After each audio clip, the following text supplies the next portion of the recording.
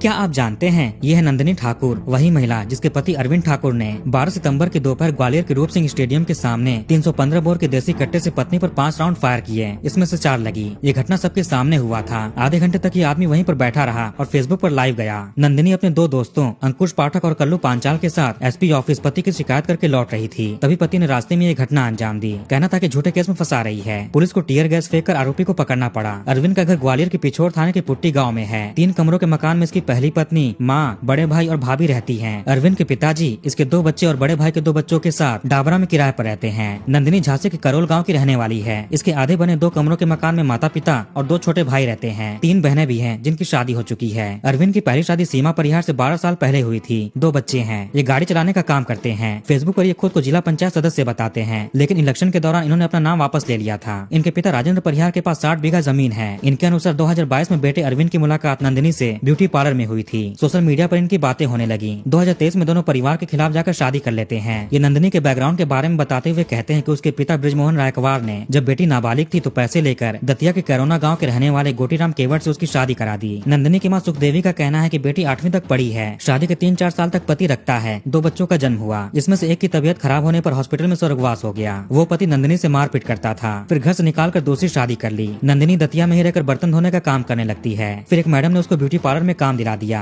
अरविंद के पिताजी बताते हैं कि नंदिनी ने पहले पति को छोड़कर छोटेलाल मांझी के साथ रहना शुरू कर दिया। इसके बाद निमलेश जैन के साथ रिश्ते में आई। फिर अपने 3 दोस्तों फिरोज खान, जुनैद खान और गणेश कुशवाहा के साथ मिलकर 2017 में 20 सड़क पर पत्थरों से निमलेश का कत्ल कर दिया। उसके बाद 4 साल ये जेल में रहती है। फिर 2022 में बाहर निकली। इसी में ही ग्वालियर के टीआई रैंक के पुलिस ऑफिसर को प्रेम जाल में फंसाया। उसके साथ 2-3 दिन किसी हॉस्टल में रही। आगे उन पर झूठा केस कर दिया। केस वापस लेने के लिए उनसे 20 लाख रुपए की डिमांड की। इसकी चर्चा ग्वालियर के थानों में भी है। राजीनामे की कॉपी अरविंद के पिताजी के पास भी है। अखबार की कटिंग दिखाते हुए कहते हैं कि पहले पति से जब उसका बच्चा हुआ तो उस बच्चे को अस्पताल में छोड़कर भाग गई थी। इसके अगले दिन अपने पति के खिलाफ थाने में कंप्लेन किया कि ये मारपीट करता है, देह व्यापार करवाता है। वापस ही फिर से गायब हो गई। अरविंद के साथ इसकी क्या कहानी है ये आपको अगले पार्ट में पता चलेगा। पार्ट 1 में नंदिनी की आपने कहानी देखी। अब इनका अपने दूसरे पति और 5वें प्रेमी अरविंद ठाकुर से रिश्ता देखिए। अरविंद के पिता के अनुसार दोनों 2022 में मिले और 2023 में परिवार के खिलाफ जाकर शादी की, जबकि नंदिनी पहले से एक बच्चे की मां थी और अरविंद 2 बच्चों का पिता था। आगे दोनों को एक दूसरे की सच्चाई पता चल जाती है। झूठ के आधार पर रिश्ता बना था। कितने दिन चलेगा? दोनों अपने अपने सोशल मीडिया अकाउंट्स पर एक दूसरे के खिलाफ जहर उगलने लगे, इल्जाम लगाने लगे। नंदिनी ने अरविंद पर टोटल 6 FIR कर रखे हैं। नवंबर 2024 में इसने अरविंद पर केस किया, गाड़ी से टक्कर मारने का, जब ये पति के खिलाफ झूठ बोलकर शादी करने का केस दर्ज करवा कर लौट रही थी। इसकी मां कहती है कि लगा नंदिनी बचेगी नहीं, लेकिन डॉक्टर्स ने बचा लिया। इसमें 4-5 लाख रुपए खर्च हुए थे, जो पैसे नंदिनी ने खुद ही कहीं से इंतजाम किए। एक जन सुनवाई के दौरान इसने अपने पति पर आरोप लगाया कि वो अपनी प्रेमिका पूजा परिहार के साथ मिलकर इसके गलत फोटो एडिट करके सर्कुलेट कर रहा है और बदनाम करने की कोशिश कर रहा है। कार चढ़ाने वाली घटना के बाद नंदिनी के पिता ने रिपोर्ट दर्ज कराई थी IPC 307 के तहत। आगे नंदिनी ने अरविंद से उसका एम्बुलेंस अपने नाम करके केस वापस लेने का ऑफर दिया। पति अपना एम्बुलेंस उसके नाम कर देते हैं। ये 3 महीने जेल में रहा, लेकिन फिर जमानत मिल गई। नंदिनी अपने 6वें प्रेमी अंकुश पाठक के साथ दिल्ली चली जाती है।